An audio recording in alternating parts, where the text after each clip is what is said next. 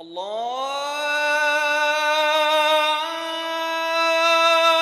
أكبر الله أكبر الله أكبر الله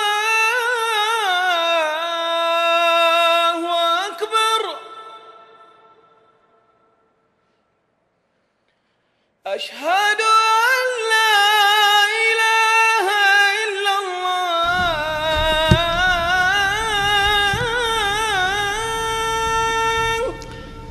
إن الحمد لله نحمده ونستعينه ونستغفره ونعوذ بالله من شرور أنفسنا ومن سيئات أعمالنا من يهده الله فلا مضل له ومن يضلل فلا هادي له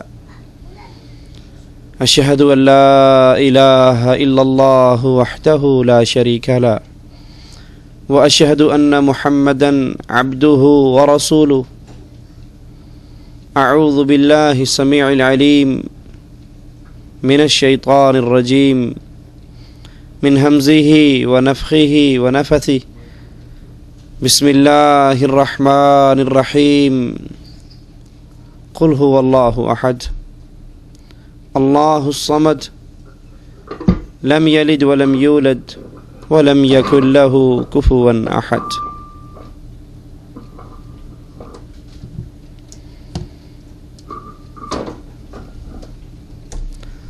اللہ عز و جل نے انسانوں کو سمجھانے کے لیے بہت سے واعظ، داعی اور ناصح پیدا کیے ہیں۔ رسول اللہ صلی اللہ علیہ وسلم اپنے ایک فرمان مبارک کے اندر جس چیز کو سب سے بڑا واعظ قرار دیتے ہیں وہ اللہ کے نبی علیہ الصلاۃ والسلام کا یہ مبارک ارشاد ہے، کفا بالموت واعظا، کہ سمجھانے کے لیے موت بہت بڑا واعظ ہے۔ یہ موت ایک ایسی اٹل حقیقت ہے جس سے کوئی فرار نہیں ہے، جس سے کوئی بچ نہیں سکتا، جس سے کوئی بھاگ نہیں سکتا۔ اس نے ہر کسی پر آنا ہے۔ کل من علیہا فان، اس دھرتی پہ جو آیا ہے وہ جانے کے لیے آیا ہے۔ ہمیشگی ہے تو ایک عرش والے رب کے لیے ہمیشگی ہے۔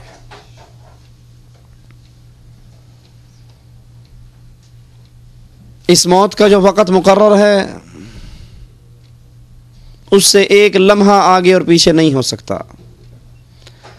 وَلَن يُؤَخِّرَ اللَّهُ نَفْسًا إِذَا جَاءَ أَجَلُهَا، جب وقت آ جائے انسان کتنی ہی منتیں کر لے وہ ٹلا نہیں کرتا۔ اگر ہمیشگی کسی کو ہوتی اس دھرتی کے اوپر تو امام اعظم قائد اعظم محمد الرسول اللہ صلی اللہ علیہ وسلم کی قبر کبھی مدینے میں نہ بنتی۔ جب نبی نہ رہے اور وہ کون سا مائی کا لال ہے،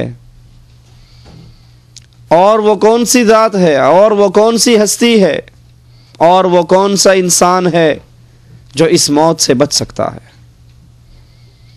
جس نے اس موت کو یاد رکھا اس کا اپنے رب سے تعلق نہیں ٹوٹا کرتا، وہ اپنے رب کو بھلایا نہیں کرتا، اور جو موت کو بھول جاتا ہے وہ اس دنیا کی زندگی کو ہمیشہ کی زندگی سمجھ بیٹھتا ہے۔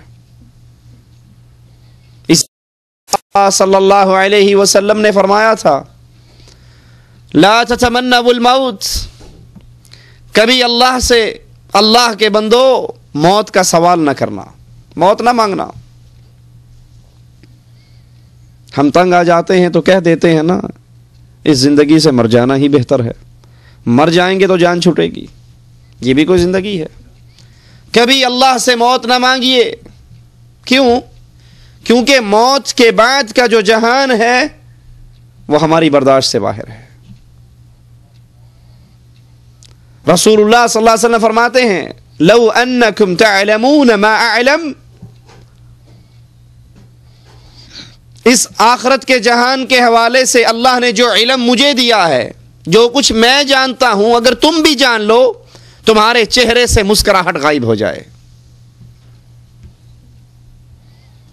رسول اللہ صلی اللہ علیہ وسلم فرماتے ہیں دل میں یہ گمان ہوا، یہ خواہش ہوئی، میں اللہ سے دعا کروں اللہ تمہیں قبر کے عذاب کی ایک جھلک دکھا دے، صرف ایک جھلک. پھر یہ سوچ کر رک گیا کہ اگر آدم کے بیٹے نے قبر کے عذاب کی ایک جھلک دیکھ لی، اپنے کسی مردے کو زمین میں دفن نہیں کرے گا.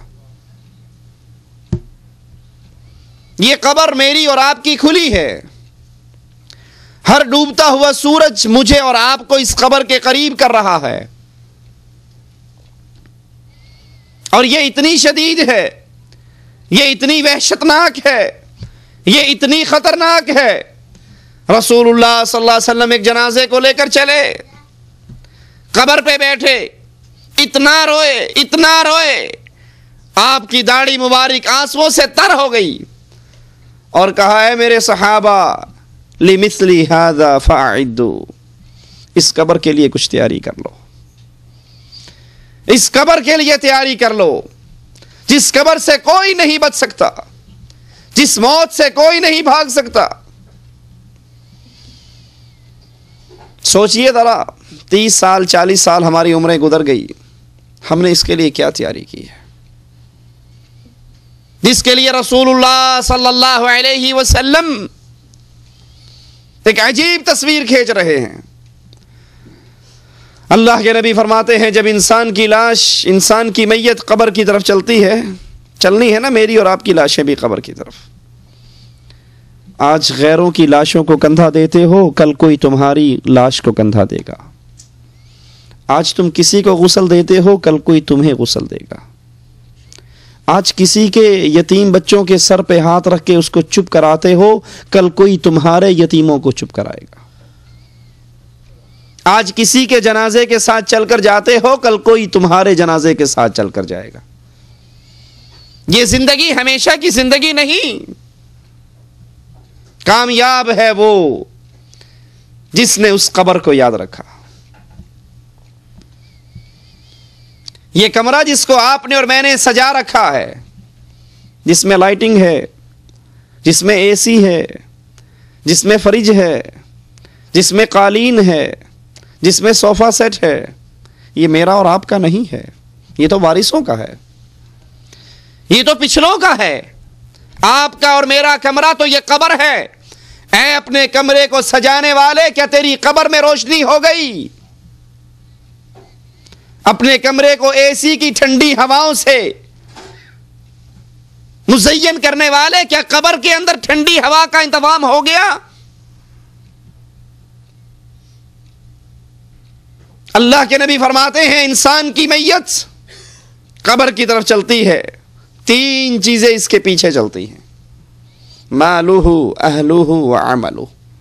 اس کا مال، لوگ تذکرے کرتے ہیں یہ سعودیہ میں رہا کرتا تھا، لوگ تذکرے کرتے ہیں یہ باہر کے ملکوں میں کمایا کرتا تھا، لوگ تذکرے کرتے ہیں اس کا اتنا بینک بیلنس تھا، لوگ تذکرے کرتے ہیں اس کے پاس اتنی مال، اتنی دولت، اتنی زمینیں، اتنے مربوں کا مالک تھا. لیکن رب محمد کی قسم، غور کیجئے، آپ سوٹ سلاتے ہو، درزی کے پاس جاتے ہو، اسے کہتے ہو ایک جیب یہاں لگانا، ایک جیب سائیڈ پہ لگانا، ایک جیب شلوار میں لگانا. کبھی کسی کے کفن کی جیب دیکھی ہے؟ آپ سوٹ سلواتے ہو، درزی سے سل کر آتا ہے، پھر دھوبی سے دھلوا کر پریس کرواتے ہو. کسی کا کفن بھی کبھی دیکھا سل کر آیا ہو، کہیں سے استری ہو کر آیا ہو؟ مالہ، یہ مال